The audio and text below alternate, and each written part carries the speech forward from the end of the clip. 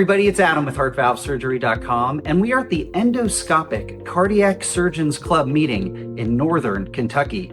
I am thrilled to be joined by Dr. Marc Gillinov, who is the chairman of cardiac surgery at the Cleveland Clinic in Cleveland, Ohio. Dr. Gillinov, it is great to see you again, and thanks for being with me today. My pleasure. Yeah, so you and I were just talking about something we love to talk about, which is mitral valve repair. And in particular, your specialty, the robotic-assisted mitral valve repair, which maybe let's start. How many have you done now at the Cleveland Clinic? We've done a lot. The robotic-assisted repair is really cool because you get this little incision on the side and we can fix your valve. And we've done about 2,600 mitral valve repairs with the robot. The results are really good. We keep very, very careful track of the results, and the risk is under 1 in 1,000, repair rate more than 99%. So very, very good in the right patients. And the cool thing to me, in addition to the fact that the heart looks great and the echo is just right, the cool thing to me is that the day after surgery, people don't look like they went through very much. You know, they look like normal people, not someone recovering from heart surgery, but just people who had a little operation. Yeah, and so let's dig deeper onto this. Given the lifetime management of valve disease for the patients in our community, there's a possibility that after you do your best work with the robot, somewhere down the line, that patient may need a re-repair. And one of the questions I get from patients a lot is, can a robot be used to re-repair the mitral valve? And the short answer to the question, can the robot be used for a re-repair, is yes, but it depends. It's very difficult if someone had a robotic repair initially to go back through the right side because there's scar tissue.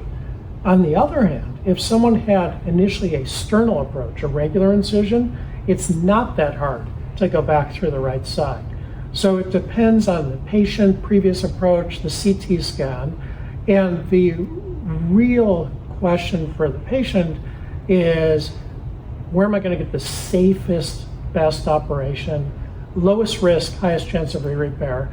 And if we can deliver the low risk with the highest chance of re-repair with the robot, we'll definitely do it.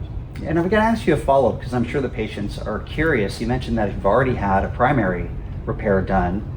Going back in the second time robotic might be more challenging. What is it about that pathway that might prevent someone like yourself who has really spent a good portion of their career? What might prohibit you from doing that?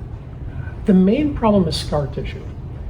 When you've had a previous incision on the right side of the chest, the lung can become fused to the chest wall. You don't feel anything with that. You can't see it on a CT scan, but if we go back in that side, we might encounter the lung stuck to the chest wall. Then we have to dissect the lung off the chest wall, which will often require us to make a bigger incision. So we've started like this, and suddenly we're like this, and it's turning into a good-sized operation with the risk to the lung versus going through the front after previous robotic surgery, far less involved. Conversely, you had your first operation through the front. If it's just a mitral valve operation, we can go through the side.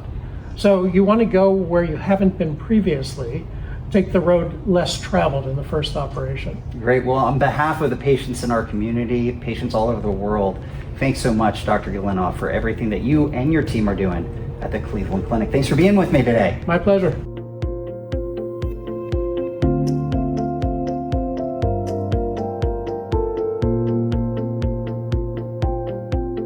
Hi, everybody. It's Adam. I hope you enjoyed that video.